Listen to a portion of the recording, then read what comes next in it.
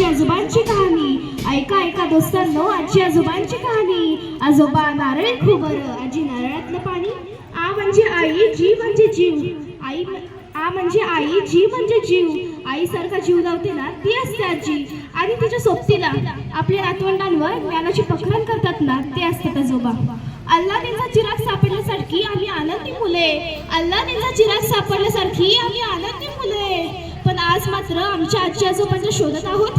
21व्या शतकात जन्मलेली नव्या जोशाची, नव्या उत्साहाची आमची पिढी. पण आज मात्र आम्हाला आजी आजोबा म्हणजे काय हे सांगण्याची गरज भासतीये. आमच्या आजच्या पिढीपेक्षा मागील पिढी कितीतरी भाग्यवान समजायला हवी.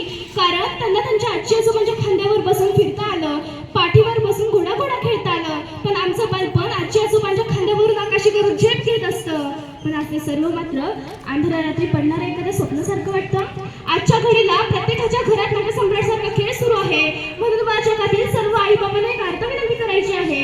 अहो आई बाबा, तुमच्या इगोसाठी, तुमच्या इस्टेटीसाठी जर तुम्ही आमच्या आजी आजोबांना घरच्या बाहेर हाकलणार असाल तर आम्ही मोठे झाल्यावर नटसम्राटची दुसरी आवृत्ती सादर केली तुम्हाला चालेल का याचा नक्कीच विचार करा.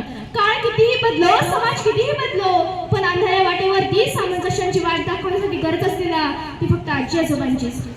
आजीचा प्रेमळपणा, आजोबाचा धाक, रुबाब आजकाल वृद्धाश्रमातच काय झालंय. आजीची जागा मोबाईलने तर आजोबांची जागा टीव्ही आणि कम्प्युटरने घेतली आहे. आणि अजून सांगावं असं वाटतं, शिवचरित्र आपण अनेक वेळा ऐकलं. अजून खानचा कोथळा अनेक वेळा रंगला गेला. शाहीचे खानाशी तुटलेली बोटे अनेक वेळा बघितली. पण ह्या सगळ्याच्या पलीकडचा शिवचरित्राचा सगळ्यात मोठा गांगोरा म्हणजे आज खऱ्या अर्थाने सांगायचं झालं तर जेव्हा शिवाजी महाराज अफजल खानाच्या भेटीला निघाले होते तेव्हा शंभूराजे अवघी 2 वर्षाचे होते. आणि त्याच वेळेस मासाईबाई शेवटच्या घटका मोजत होत्या. आणि त्याच वेळेस एका सुनेने आपल्या सासूचा हात हातात घेतला आणि सांगितलं, आई इथून पुढे शंभूराजांची जबाबदारी तुमच्यावर आहे. एका आईनं आपला मुलगा शिवबा घडवला असं नाही, तर एका आजीनं आपला नातू असा घडवला की ज्या नातवाने मरणाचा इतिहास असा केला की इतिहासाच्या प्रत्येक पानामध्ये तो राजा मात्र अभेद्य राहिला. एक आजी म्हणून जिचा आमच्या शंभूराजांना खऱ्या अर्थाने संस्कार मिळाले नसते तर शंभूराजे इतिहासाच्या पानामध्ये घडले असते का? सगळ्यात मोठा प्रश्न आहे. आज तरुण पिढी बिघडते म्हणून खऱ्या अर्थाने डांगोरा पिटण्याची गरज नाही. तरुण पिढी बिघडत नाही. जिथं गुगलचं ज्ञान संपतं, जिथं ज्या गुगलचं ज्ञान सुरू होतं ते म्हणजे आपल्या घरातील आजी आजोबा आहेत. आणि ज्या घरातील आजी आजोबांची छाया आपल्या नातवंडांवर असते ती नातवंड कधीच वाया जात नाही. पण ज्या घरातील आजी आजोबांना एका कोपऱ्यात स्थान असतं त्या घरातील नातवंड कधीच घडत नाही. आज आपण शिक्षणाला समृद्ध झालो, लाखाच्या पॅकेजमध्ये जाऊन बसलो, पण आज मात्र ती नातवंड आजी आजोबांना आणि आजी आजोबा मात्र खऱ्या अर्थाने नातवंडांसाठी तरसू लागली आहेत. शोकांतिक आहे, शनिवार रविवारचा दिवस आला की आपल्या घरातील 5-5 वर्षाची नातवंड सुद्धा आपल्या शिकलेली आईचा म्हणजेच मॉडर्न मम्मीचा हात हातात घेऊन तिला विनंती करतात, उद्या परवा सुट्टी आहे पटकन येऊ जाऊन.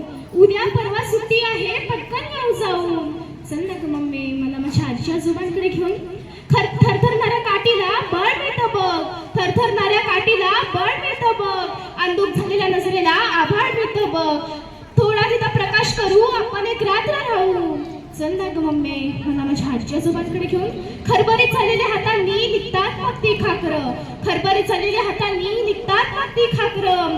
पण त्याच हातांनी जगवल्यात ना ग आजपर्यंत कितीतरी पाखरं. आपण एका तासासाठी तरी पाखरं व्हायला जाऊ. आपण एका तासासाठी तरी पाखरं व्हायला जाऊ. चल ना ग मम्मी, मला माझ्या आजी आजोबांकडे घेऊन. चल ना ग मम्मी, मला माझ्या आजी आजोबांकडे घेऊन. धन्यवाद.